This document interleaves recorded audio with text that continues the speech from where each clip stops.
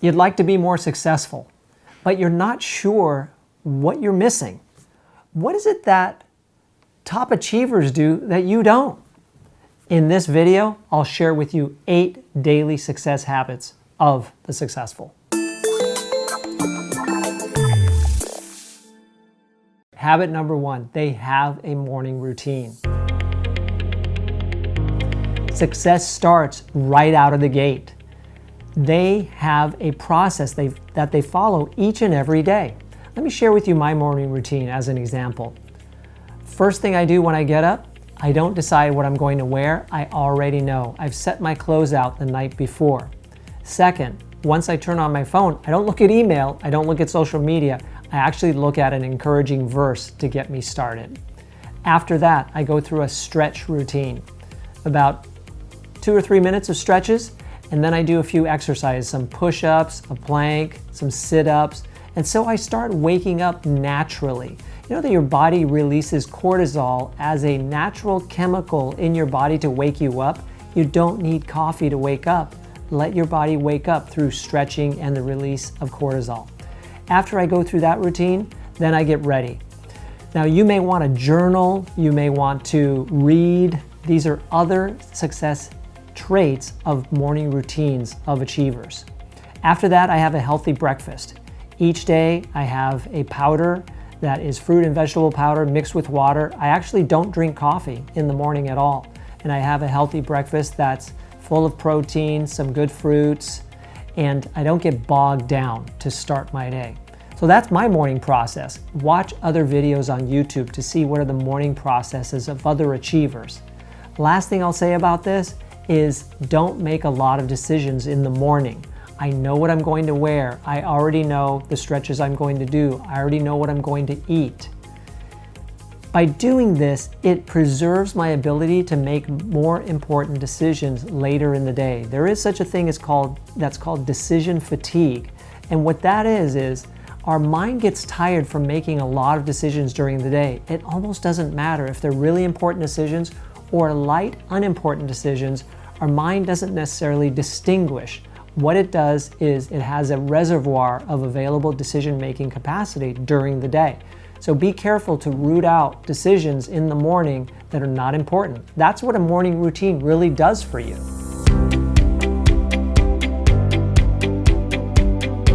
Habit number 2, they take advantage of the morning to do their most important work. So you follow your morning routine, you're at the office, what do you do first? Check email? No. Check social media? No. You do your most important work. You realize that in the first few hours of the day, your mind is in its creative state. You're not fully awake, you're no longer asleep. It's a different level of consciousness. And by wasting that ability to be creative and thoughtful and fully engaged in your work on email and social media, that would be a waste. So get into your most important work. Don't make any appointments, but really just dive in.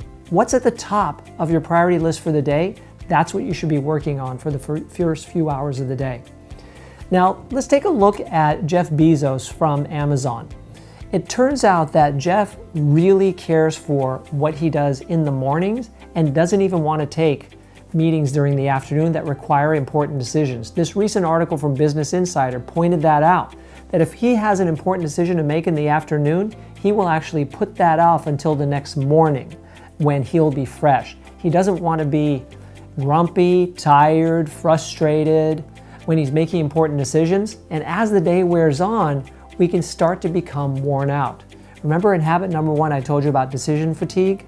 Well, in the afternoon, that's when you can suffer from decision fatigue. So you should be making those important decisions during the morning.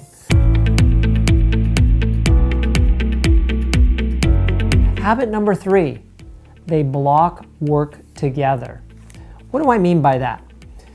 So, in the morning, you're doing your most important work, right? That may be heads down, creative work, solving problems, having important meetings. And then they would get into an email session where for an hour they're just cranking out email one after another.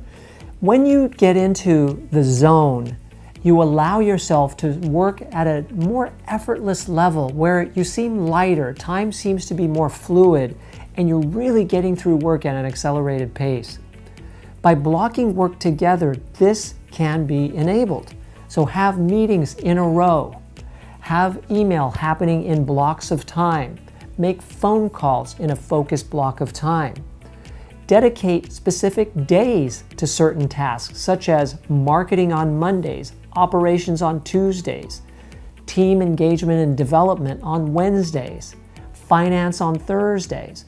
When you block work together, either in chunks during the day or whole days with themes, you find that you're enabling that work that happens in the zone. When you start multitasking and taking a meeting, then doing some email on the run, on your phone, on your desktop, then going to another meeting, now you're doing some phone calls. You're making decisions all throughout the day. You don't get the advantage that the successful people do by blocking their tasks into groups or theming whole days. So habit number 3, block work together.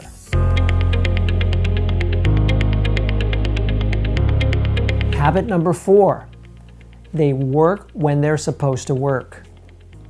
Now you may have heard this before, but are you doing it? The successful among us, when they're at work, they are totally focused on work. They're not making personal phone calls, they're not dealing with personal tasks, personal email. They are just working. 100% heads down, focused on work. And when you do this, you should be able to find that you can double, triple your productivity because you're just working. There are many people who suffer from the habit of blending work and personal into the day, and then they wonder where the day went. Even after 8 hours, they still have work to do. When you sit down and you just work, you'll find that you can get a whole lot more work done than people that compete with you because they're screwing around and they're making phone calls and going out to lunch with friends when they should be working. So the successful are focused and energized and on task all throughout the day. That's habit number 4. Habit number 5, they take breaks throughout the day. Now I told you previously in habit number 4 that the successful, they work when it's time to work. And indeed, that's true. However, they understand that the mind needs to rest. The body needs to be active in order for the mind to do its best work. So they focus and they do work for 60 and 90-minute periods. And after that, they take a break. They get up, they walk around, they stretch, they do some exercise, they get something nutritious to eat, and then they get back to work. You know, the best breaks are outlined in the book When by Dan Pink. Dan Pink says that if you would like to take a really great break, get out of your office, get outside, get into some sunshine and walk amongst nature, talk with a friend, and totally detach from work. That is a totally energizing break that will then set your mind up to go back into the zone when you go back to your desk. So take breaks and follow habit number 5 of the most successful. Habit number 6 is they guard their time. If you encounter someone who's very successful, what you'll find is it's difficult to interrupt their plan for the day because they're very careful about creating an agenda for what they're going to work on during that day, and they stay on that agenda. They don't allow themselves to take routine, random meetings that are set for an hour. Why? When that meeting could be done in 30 minutes. They don't allow phone calls that were unplanned. They don't get sucked into email for much too long a time. They don't sit with the door open, just allowing people to come in and talk to them anytime they want. They are control freaks about their agenda, and they will actually get upset if you interrupt their plan. So if you want to model the successful, first, analyze your day. How are you spending your time? Are you allowing time to just sift through your fingers and be wasted, only to have important tasks roll over into the next day? After that, look at a whole week's schedule. Just like they say, you'll know how a person spends their money by looking at their checkbook, we'll know how you spend your time by looking at your time log. There are many ways to be careful about how we spend our time. Step 1, look at the time log. Step 2, by looking at that, uncover ways that you could be more productive. How are you wasting time? One key way is in having meetings that are too long. We have this idea in our minds that meetings should be an hour. But most of what can be accomplished in an hour can be done in 25 minutes, which leaves you 5 minutes to rest, take a break, and get ready for the next meeting or the next agenda item. Have shorter meetings. That's a big time waster in most people's day. And I've shared with you in an earlier habit about blocking your time together to do tasks that are one after another, the same thing, whether they're meetings, emails, phone calls, and so forth. When you're in the zone working like that, guard that time block. Be really careful. Don't have an open door policy. Don't take phone calls that aren't planned. Don't get sucked into email. This is what the super successful people do with their time, and they're able to be 10 times more productive than the average person. That's habit number 6. Guard your time. Habit number 7, they value their rest and appreciate downtime. There's a new epidemic sweeping across the country and even around the world, and that is working nonstop and not getting enough rest.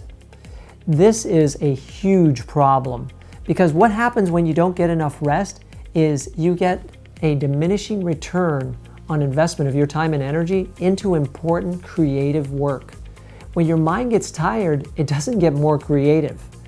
If you want to be like the super successful, you'll actually give your brain, your body, time to rest. You'll value rest. They say that rest is the new status symbol. You probably need about 7 to 8 hours of rest per night. If you look into the habits of the successful, you'll find that most of them, they get good rest, they get exercise, and when they're on vacation, they don't work.